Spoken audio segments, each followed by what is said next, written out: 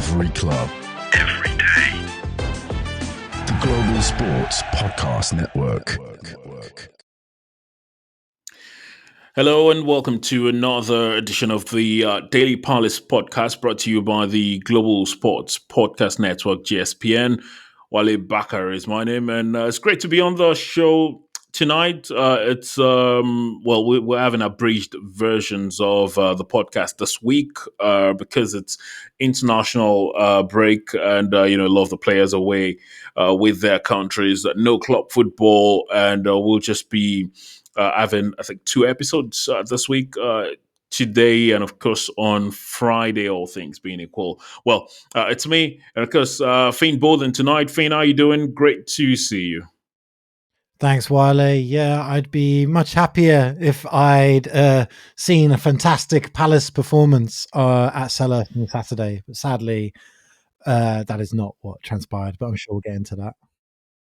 Well, it's somewhat a recurring theme, this season. We've had more episodes, talking about poor performances than, about wins. But, we can only hope it gets better after the international window, with the international break gives us a perfect opportunity to attempt to sum up the season so far. For many people, the last international break of the year is seen as the start of real business. In the season, it's been 11 games already, 1 win, 4 Palace, 4 draws, 6 losses. Unfortunately, the goal ratio not the greatest. It's -7 at the moment. For Palace, and it's not just great. The way things have gone so far this season, there are already talks about what Glasner needs to do, what the club needs to do. Already talks about maybe there's the need for changes. A lot of things that you would expect with the kind of results that we've seen so far this season. Finn, let's start with trying to sum up what the season has been, so far for Palace. Just a couple of weeks ago, we were able to, talk about the first Premier League win, and then there was that fantastic win against Villa, and there was the draw afterwards. But at home against Fulham, we were quite optimistic. Fulham looked like the better side all through the game. A lot of unforced errors, especially from the back line. Maxims Lacroix has been one of the better players for Palace this season, but it did seem like against Fulham, things were just not going his way. When you look at the season so far, I know shambolic is one of the words to describe it, but how do you sum it up in a lot of words? Well, we're a family-friendly podcast, so I can't use my one word. And I'll sub it for a different one, beginning with D. Disappointing. It's been a disappointing season, I feel, but I think we even sort of hinted at this in the summer and pre-season, that because obviously there was outgoings like Michael Elise, Eberechi Eze and Mark Gahey both looked like they were going out the door as well. And there was a lot of other changes as well. Players like, which seemed pretty insignificant at the time, but players that I suppose we wish we could even have now, like Jordan Ayew. I mean, I was at the game on Saturday. It's the first time I've physically been at Selhurst for more than a year. So I was sort of like quite excited to just go down and drink in the atmosphere and see my friends and stuff like that. But I was also well aware that Fulham are in a very good run of form at the moment and a really good team with a good manager. And I knew that it was not going to be an easy game by any means. And I really thought Palace are going to have to play really well, I think, to get any form of result. And that's unfortunately not what happened. I think a combination of injuries, a lot of injuries, some short-term, some long-term to our squad, have really shown how threadbare it is and how, he was probably one of the few positives of the game, but Justin Debony having his league debut for Palace, and he was actually, I think me and my dad were saying afterwards, I think he only maybe made 2 errors in that entire game. He was otherwise outstanding, and I thought he really sort of shone bright in what was quite a dismal performance for that team. I think the season's been disappointing because there was a lot of expectation about where Palace were going to kick on and sort of build from last season. But I think the problem is they were expecting us to build or to progress with a team that, well, it's changed completely. It's not the same team that was there last year. And I think, I mean, my friend turned to me during the game and said, what's your solution to this? And I said, well, he goes, do you think Glasner is a good manager? And I said, Glasner is an excellent manager. I said, I don't know if this is the squad to do what he wants to do, though. I said, I think Glasner has a really particular style and way of setting up his teams and playing. And I think the players, I just don't think they're good enough to do his system. And I think with absentees like Eberichi Eze and Jefferson Lerma and Adam Wharton, it really shows like Palace are not in a great spot at the moment. And I think it's a case where come January, and maybe they'll pull the trigger before then, who knows? But in January, they either have to fully back Glasner and give him the resources and the players he needs to stay in the league, which is something that we never thought we'd be saying at the start of the season, but that is our reality. And two, to sort of play the football that he wants to play. And three, to push on, because this is really a serious blip in what Palace's development should be. And I feel like there's no one thing to blame. I feel like it's like, as with many of these things, it's a combination of factors. It's lots of injuries. It's transfers not really working out. I think, unfortunately, I can't really think of a player that's come in since the summer and has been outstanding. I think you made a really good point there about Maxence Lacroix. Maxence Lacroix, excellent player. Really, really good footballer. But again, he pulled 2 world-class tackles out of nowhere during that game on Saturday and then gifted them their first goal. It was like, it was endemic of our season. That's how I'll put it. I think there's certain lack of composure and lack of concentration throughout the team. And I feel like it's at times like this, you really need like leaders, people who are going to just sort of just kick in and say, right, guys, get your heads in the right space, get your heads in the game and just let's go for it. Let's go at them. There's just Fulham were very well composed. They were really good passing play. And they just looked like a team that just knew what they were doing. They'd set out and they'd come out and they just had their plan and they stuck to it. And I sort of joked that it was a game of 2 terrible strikers. It's Jean-Philippe Mateta on our team. He just, I love Jean-Philippe, but he was terrible on Saturday. And Raul Jimenez, who had a better game than Jean-Philippe Mateta, but was by no means dangerous. I think he was, and I just thought the difference though is that even though both these teams are quite toothless up front, the passing from Fulham and their tactics and the way they stretched the pitch and came in from out wide and had players like Emile Smith-Rowe and Reece Nelson and later on Adama Traore and stuff like that coming on and it's really stretching the pitch and making things difficult for Palace, just shows you that they're in a real deep dark spot at the moment. Yeah, man, I totally hear you, and you make a very good point when you talk about Fulham appearing like a team that knew what they were doing because they played more confidently. They also seemed like they just looked all through the game like the team that was going to get a win if there was going to be 3 points in that game. And for some reason Palace just couldn't get their acts together at home. But you talk about the players or the squad not being what Olivier Glasner need for his style, for his plans and what he intends to do. But then he's had a transfer window this summer. And he must have played a major role in deciding which players, came into the club. And after the transfer window, we all looked at that squad and we thought, yes, Olisa left, but there's been great acquisitions. Maybe Joachim Anderson, who was, fantastic in the game, by the way. leaving also He was a really bit of a was. shocker. And I just want to say, I want to just also call out all those Palace fans that booed him in the stadium. Disgraceful, ridiculous thing to do. He was sold by the club. He did not choose to leave. He's now playing at Fulham not because of his own decision, but because the club sold him. So for you to boo a player like that who gave I think it was three seasons to Crystal Palace and was a real stalwart player, and is still for me is like a Palace legend. I feel like people really need to sort themselves out. And as you said, I think he was actually excellent during that game. Well, so speaking of disgraceful, I should very quickly mention that the club is investigating alleged racist abuse aimed at Daichi Kamada as well. He got a red card in the game, and there's been some reports of a couple of fans directing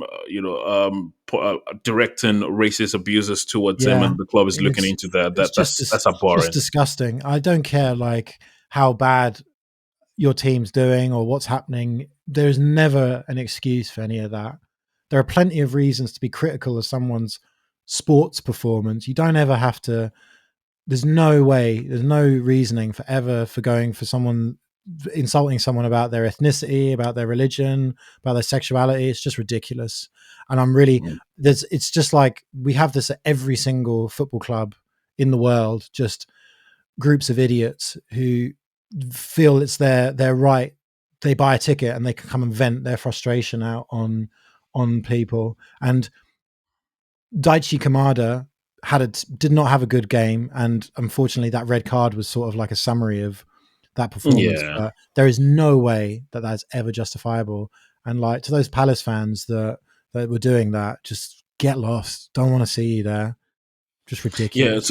it's really disappointing. You're totally right. But just before we take a pause, let's very quickly. I was saying earlier, Glasner's been part of the summer transfer window. Was a huge part of players that came in. Lacroix was a player that's played with him before.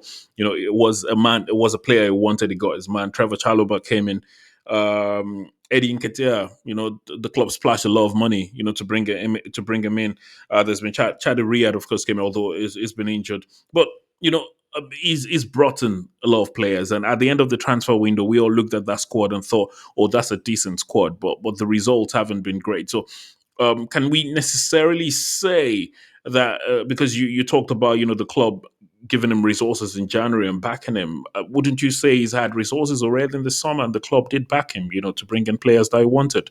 No, you're right. I think you're absolutely right. I think he did. Obviously, he brought players in like Daichi Kamada, who he'd worked with before, Maxence Lacroix again, and other players that he'd obviously identified in the league from other so-called bigger clubs that in Chalabar and Nketiah to come in, and we know what they're capable of. I just think it's a really bad, it's bad luck on our part, but also just there seems to be a lot of players that are out of form all at the same time. And it's okay maybe when you have one or two players that are not playing well consistently, but I think when all of your acquisitions seem to be struggling, as I said, there's different levels with it. With Maxence Lacroix, it was one big mistake that he made during that game, which really sort of cost us. Otherwise, he was a really solid defensive piece. Eddie Nketiah, the issue with Eddie is he just is not got his shooting boots on and is just lacking confidence. I feel like all it needs, as a bit of a cliche, but all he needs is one goal. And I think with one goal, the rest will come. I mean, look at Jean-Philippe Mateta.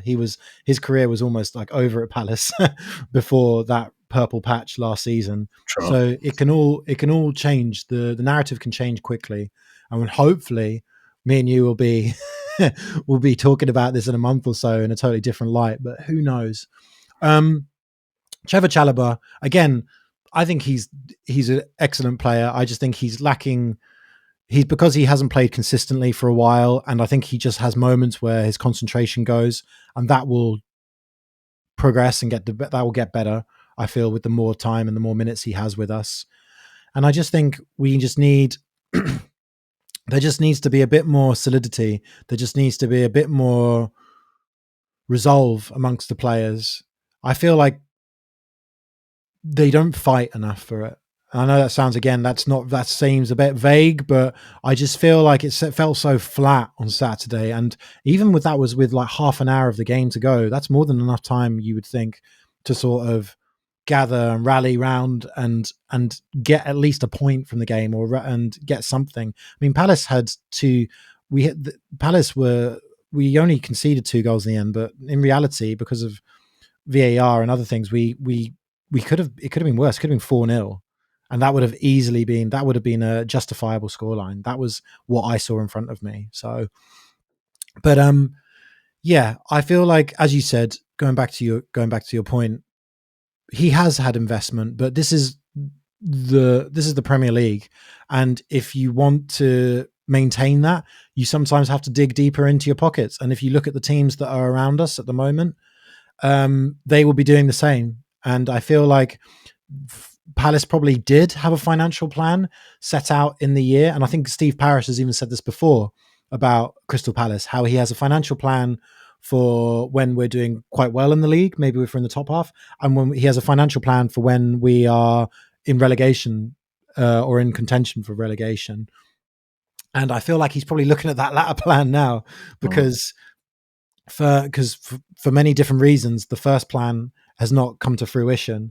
And I think he needs to now really decide, is Glasner going to be the person to get us out of a sticky position? I hope he is, because I think he's an excellent manager, and I think with the right tools and with the right team and with the right players fit, he can do whatever he needs to with Crystal Palace. But at the moment, I feel like we're slipping into now, or may even already be in a place where we're in a relegation scrap, and you may need a certain type of tactics and certain type of manager to be able to get out of that, because it's one of those things. It's a bit like a sinkhole. Once you're in, you need to think. You need a certain tactic for getting out, not just scrambling. Yeah. Well, we'll get more minutes, to talk about Olivier Glasner in a bit. We'll take a very quick pause and, take some message from one of our sponsors on the podcast. Here at Global Sports Podcast Network, we spent a lot of time selecting our delivery platform. Zencastr came out the clear winner. With 4K video recording from your phone and AI editing that automatically removes all those ums and ahs, it's super easy to start a podcast that sounds great and is delivered efficiently. If you're ready to tell your story, check out the link in the show description to learn more about Zencastr.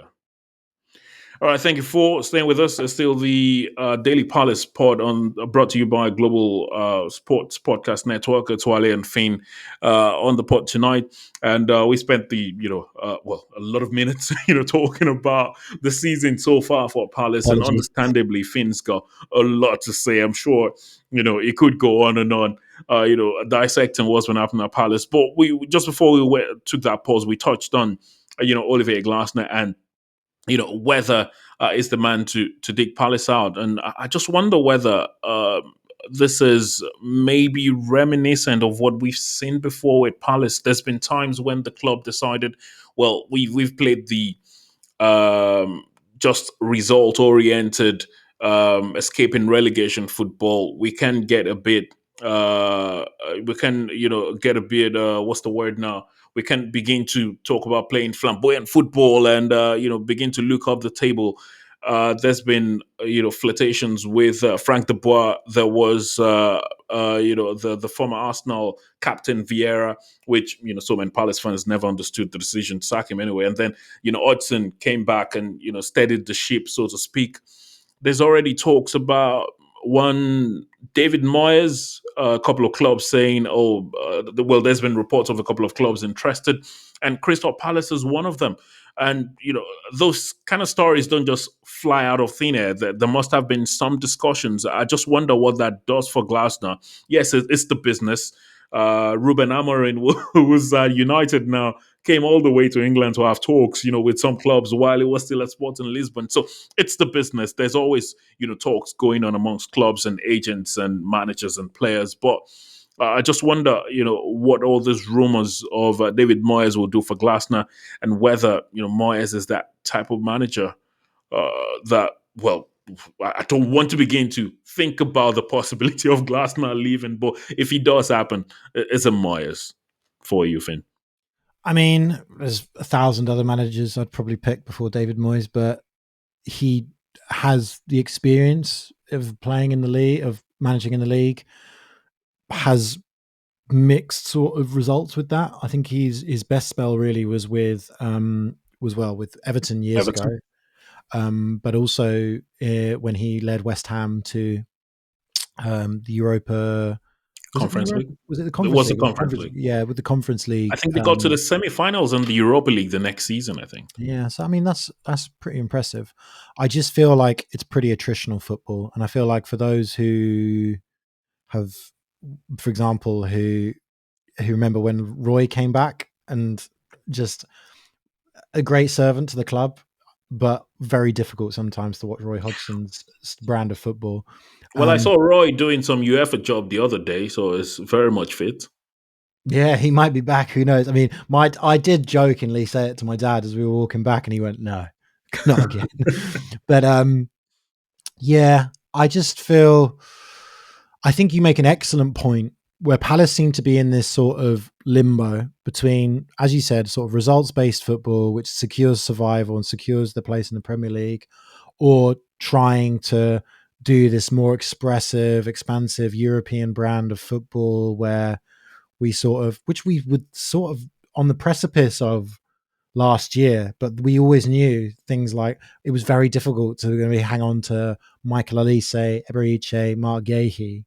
If we still had that squad, and we can't really think of that because that's not how sport works, I'm sure things would be very different this season. But Michael Olise is playing at Bayern Munich, and by God, he deserves to be there. He's a phenomenal footballer, and I said this to my friend the other day. We were blessed to have him full stop at Crystal Palace, even if it was for that amount of time.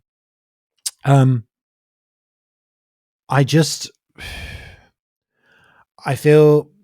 think they're going to stick with Glasner because they've seen him as a long-term investment. They know, obviously, as well. I mean, with no offense to David Moyes, but I think they know as well that just with the market the way it is at the moment, there isn't a huge amount of Premier League managers or managers who can manage a Premier League club of that caliber available at the moment. And I just feel like we talk about finances. It costs a lot of money to get these new managers in and to basically pay off the rest of someone's contract, start a new contract for somebody else, maybe retain their staff, get rid of staff, bring in new staff. It's very complicated. I feel like some people seem to think that it's very sort of smash and grab, and it's like not at all. It's like there's so many complex things to these things. As you even said, like Ruben Amorim with Manchester United, that's something that's clearly been in the works and is still technically under the works. He's still not there physically, and it's very much a balancing act and a very complex procedure. But I'm just hopeful. I know I'm going to try and be optimistic on this. I know I've just sat there and gone wow wow wow and moaned. I'm hopeful that with a few of our injuries, when some of our players recover and come back, that again, that momentum that we seem to have had with the Tottenham game, with the Aston Villa game, they can sort of regain some of that, and they can really kick on and get a few needed results. I really think it would have been the game against Fulham probably wouldn't have been as bad if we'd won against Wolves as well. I feel that was a real opportunity to win that game, and I feel because, well, both us and Wolves are so defensively frail, we sort of threw that one away, which was a real shame. But yeah. What are your thoughts, Wale? Tell me, what do you think? Should Glasner stay, or do you think that they should get a new face in? It's always very sad when you see a manager lose their job, but then we're well aware it's a result-oriented business. At some point, there will be calls, for his sack, but I would rather think it's a bit still very early. Yes, there's been 11 games. There's already, talks at the other end of the table about, what the title race could look like. So why not, talks about, what the relegation battle could look like. And from what we see, Palace might just really, really be primed for that relegation battle, this season. And I mean, Ipswich won their first Premier yeah, League game. even Like, Wolves got the why first not? victory, So it looks like Palace will be in that relegation battle. Does Glasner have the?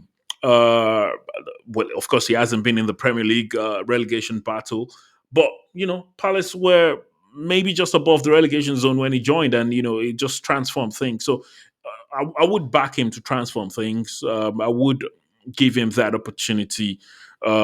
Maybe till January, maybe.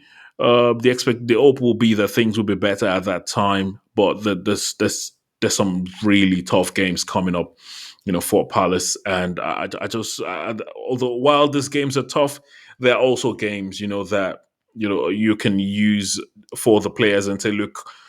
It's now or never, guys. We need to get results in this game and use it as a springboard to maybe improve things in the coming weeks. But it's totally understandable that there's been already talks about the possibility of him being the next manager to leave a Premier League club.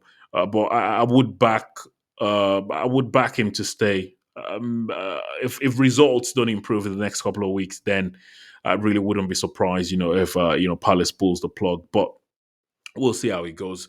Well, you were able to get a thought out of me. I was really hoping, not to say what I really thought. But we'll take another pause, and when we return, we will, very quickly take a look at what's happening. The doctors seem to have been very busy at Palace, and what's the situation with players coming back after the international window.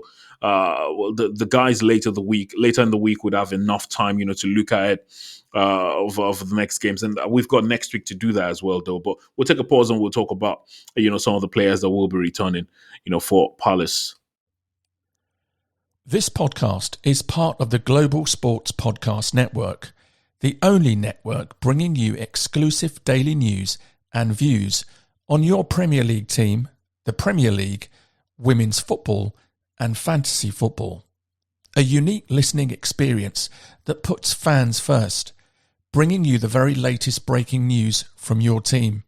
Subscribe wherever you get your podcasts and make us your first listen every day. Global Sports Podcast Network. Every club, every day.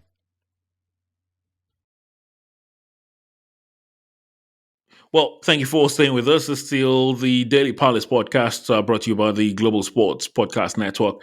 Of course, remember across all social media platforms, official GSPN at GSPN Palace. You can also, follow us and feel free to talk to us, and we'll be glad to, get your feedback as regards a couple of things that we've been saying. And it's important to note that the last couple of days, weeks, I've seen, us more active across social media platforms, YouTube, Instagram, and there's just a lot more posts out there for you to, interact with us, and we'll be glad, to hear from you. Very quickly, Finn, just before we wrap things up, let's take a look at what's happening with a lot of the players that are injured. It's quite annoying that there's no clarity really as to the expectation after the international window, because with Abere Chiesa, he's missed 2 games now. Whether it will be available after the international window, the club's still hopeful. There's no clarity. There's also no clarity as to how long Eddie Nketiah will be out for. Very strange circumstances surrounding his injury. How long he will be out for, we don't know. Adam Wharton, we know, has now had a surgery for his persistent groin problem. Looks like it will be away for another 4 weeks. Jefferson Lemma is another one that maybe could be back after the international break. So many, of the players, not just Claire. It's like a long squad list, isn't it? Not just Claire. What it is, and there's a very important players. Eze, I'm sure, Glasner would love to have him back, and Ketia, he would love to have him back, especially with the run of games coming, Finn. Yeah, absolutely. I mean, just referencing what you said there about the Eddie Nketiah injury, very odd circumstances. It appears to be he injured himself not at Palace's training facility, but with a personal Personal PT, trainer. Yeah. which I think quite a few Premier League footballers and professional footballers seem to be doing this now, where they seem to have their own.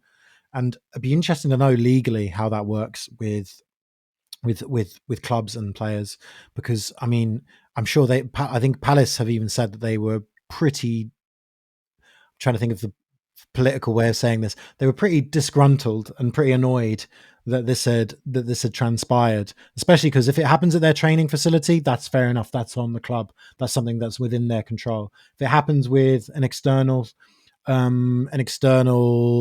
practitioner or sport. For example, I always think of like Nicholas Bentner complaining that he couldn't go skiing whilst he was contracted to Arsenal. But yeah, so maybe Eddie just needs to avoid working out in the park with his mates. But yeah, and in terms of the others, yeah, Adam's going to be recovering from his groin injury. Hopefully Ebbs and Jeff will be somewhat fit in a few weeks after the international break. We'll see. Unfortunately, Franca is in danger of becoming another Nathan Ferguson, I feel, at the club, where we might never really see him play because his legs seem to be made of rubber. And Shadi Riyad, I mean, Shadi's probably just will be someone we maybe see later on in the season, and probably will come in just as someone else has crocs themselves. Just at the only, I'll sprinkle another bit of positivity, and it's really nice to see two youngsters as well come on in the game against Fulham on Saturday in what was quite a disappointing performance. But those guys at least came on and got some minutes in Ashok Manone and Caleb Kabora. Hope I've pronounced those correctly. I'll do my research. And yeah, it was just nice to see some players from the academy getting some minutes. And that is one thing that I suppose we still are very proud of at Palace, and something that we will probably now have to utilize in the next few months is the youngsters in the academy. So hopefully, as Justin Debony did as well, some of these guys can come on and really stake a claim for their place in the squad. Well, after the international break, very tough run of games, so to speak, considering how Palace have been doing. Villa away, Newcastle at home, Ipswich away, and then there's Man City at home and Brighton away. So those are the games. But we'll get enough time to talk about those, before the boys are back. Just before we wrap things up, I should mention former Crystal Palace captain Peter Wall has died at the age of 80. The defender made 208 appearances for the club across 8 seasons, scoring 4 goals. He also had spells at Shrewsbury Town, Wrexham, and Liverpool before finishing his playing career in the United States, where he became a manager. A statement on the club's official website said the club are deeply saddened by Peter's passing, and the thoughts of everyone are with his family at this time. And our thoughts as well on the daily Palace pod with his family and his loved ones and the rest of the club. Finn, that's the packet tonight. Thank you really for your thoughts. Thank you, Wale. Sorry for listening to me moan. Well, I kind of expected it, so thank you for giving me the heads up. But I'm really sure if I had an hour, I could go on and on about how frustrating, the results have been as well. And it's just really sad, especially for, after what happened, towards the end of last season. Expectations were really high, but we'll just see how, the next couple of weeks go. But really, thank you really for your thoughts, on the pod tonight. And many thanks to you for joining us tonight. Remember, as I said, it's going to be a reduced number of episodes this week. Friday, I think, would be Joe and Dan with you. But just as I said, keep up with us across all social media platforms at Daily Palace. And of course, at official GSPN. That's the social media platform for the brother network. And we'll be glad to link up with you. That's it tonight.